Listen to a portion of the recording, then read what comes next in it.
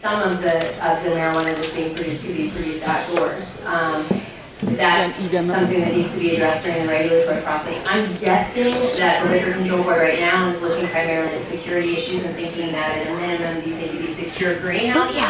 But at least greenhouses, you're minimizing the carbon footprint a little bit. And there can be regulations. They're in the process of coming up with the regulations for quality control and standards in growing and all of that. And part of it could be, we want you to create standards for organic as well, or import the labeling requirements that apply to the current Organic Act. All of this is open for participation. And I shop at PCC, so I appreciate that.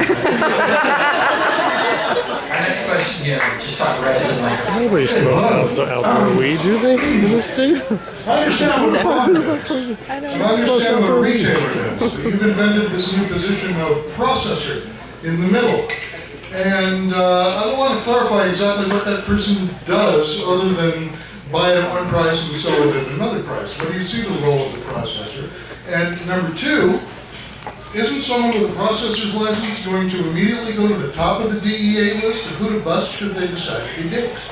Who is a processor? There are, of course, processors now who are making marijuana peanut butter and other products being sold in marijuana. But what do you see the role of the processor? That's the obvious choice, is the people that are making edible products, that aren't growing it themselves, all they want to do is make the edible product. That would be a processor. Buds. How are buds processed?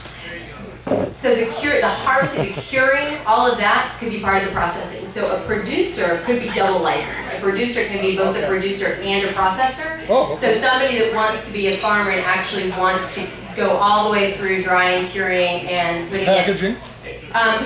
Packaging, yes, because that would be part of the processing as well. All of that. If you want to be in control of your product all the way to what it's going to look like when it's on the shelves of the retail outlet, you get both a producer and a processor license. If you just want to grow it and you don't want to mess with any of that other stuff, you just get a producer license. Allison, can you be entirely vertically integrated? Can you also own a retail outlet that goes just up to growing and processing? Yeah, growers and processors can be combined, but retail outlets cannot be connected to the producers and the processors. But as a processor, I can buy from various farmers and stamp my name on it and put it in a special box like American Spirit and hope that my brand carries forth into the retail world. Yes.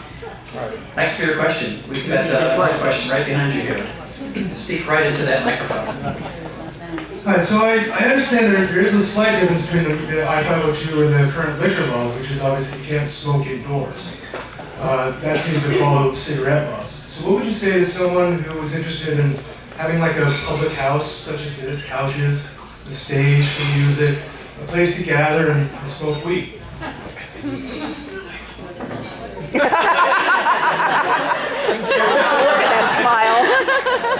So this is a great question. This comes up all the time. So you've got the Clean Indoor Air Act. So that's your first problem. Is that if you have a facility that has employees, you can't allow smoking, right? Because the Clean Indoor Air Act, I don't believe is specific to tobacco smoke. I think it encompasses all smoke.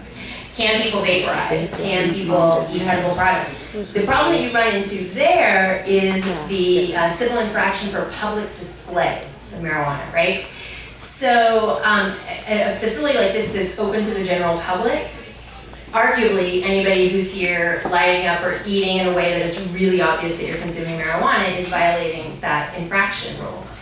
What about a private club? This is where I think the real question comes. Can you have a completely private club that doesn't have employees and you pay a membership fee and you can go there and you can smoke, you can enjoy your edible products, you can vaporize?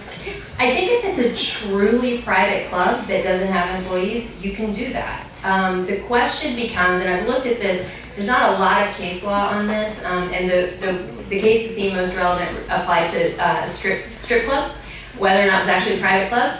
But you look at the facts about whether or not it's private. Is it really closed off to the public? Or is it just a nominal cover charge to get in the door? Or do you actually make people do a membership application fee and things like that? So I think you can create a private club, but you have to make sure it's really private and it's not open to anybody. But you couldn't actually sell them.